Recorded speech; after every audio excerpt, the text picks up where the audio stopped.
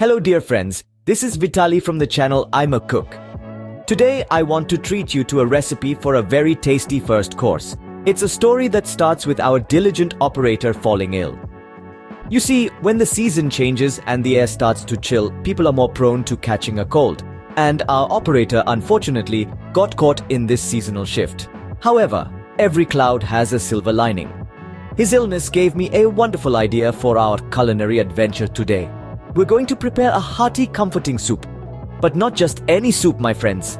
It's a soup with dumplings, and not just any dumplings, garlic dumplings. A dish that's not only delicious, but also a perfect remedy for our under-the-weather friend. So we will treat him. Look, the broth is already ready. I just boiled it. Look, I boiled 4 legs here, added bay leaf, peppercorns, a little onion and garlic.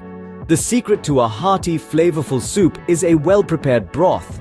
This broth has been given time to simmer and extract all the beautiful flavors from the meat and the aromatics. This isn't a quick process, it requires patience. The legs have been boiled until the meat is tender and just about falling off the bone. The bay leaf, peppercorns, onion and garlic have infused their flavors into the broth, creating a rich and complex base for our soup.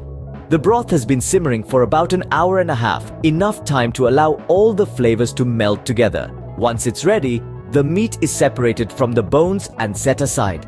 The meat just falls apart. It will be added to us later in the process. This is the foundation of our soup, the heart of the dish. Now we're ready to build upon it. We dealt with the meat. Here we have about 200 grams of potatoes. These humble tubers are next on our culinary journey. Already peeled and prepped, they're waiting patiently, ready to dive into the bubbling broth. Now, the question is, how many to use? 4 or 5 seems about right. But let's see how it goes. Maybe we won't need them all. Cutting them into fairly large cubes is the way to go here. We want them hearty, substantial, a good match for our robust dumplings. Each slice, each dice, a testament to the love we're pouring into this soup. Remember, the size of our potato pieces should be a tad smaller than our dumplings. It's about balance, harmony in the pot. Every spoonful should be a symphony of flavors and textures. Into the broth they go, swimming in that rich, meaty sea. Lid on, medium heat, and let them cook for about 15 to 20 minutes. All cutting as I love. And while it will be prepared, we will make a simple roast. Now, the roast adds depth to our soup, infusing it with a rich, hearty flavor. It's a step often overlooked, but once you've had a taste, you'll understand why it's such a game changer. Let's start with an onion. A small one should suffice. Chop it up into cubes. Not too small, mind you.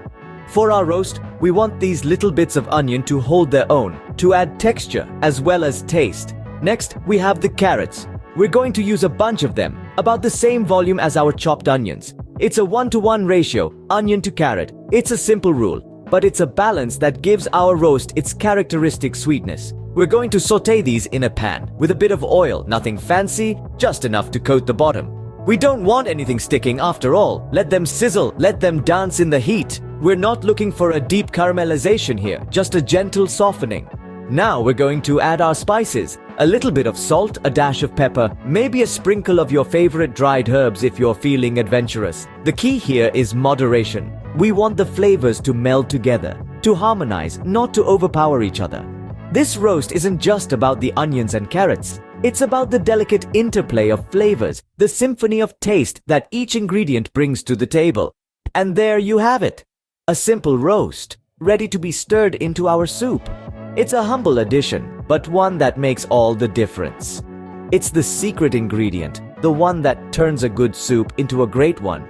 So next time you're in the kitchen, don't skip the roast. Take the time to sauté those onions and carrots. Let them infuse your soup with their sweet, earthy flavors. It's a small step, but one that will elevate your cooking to new heights. Well, yes, and a piece, he is no longer rubbing. Why, well, good. The feast continues. Isn't it a delight when the aroma of a hearty soup fills your home, especially on those chilly autumn evenings? This soup, with its mouth-watering broth and comforting garlic dumplings, is just the thing to warm you from the inside out. It's a culinary embrace that reminds you of the simple pleasures that home cooking brings. The magic of this recipe lies in its simplicity. It's a humble dish, but each ingredient is given the chance to shine. The broth, slow-cooked to perfection, is rich and packed full of flavor. The potatoes, simmered until they're just the right texture, add a delightful heartiness. And the garlic dumplings? Well, they're the stars of the show. Light, fluffy, and infused with that irresistible garlic flavor, they transform an already delicious soup into something truly special. But this soup is more than just a tasty meal. It's a reminder of the importance of looking after our health, particularly during the fall season.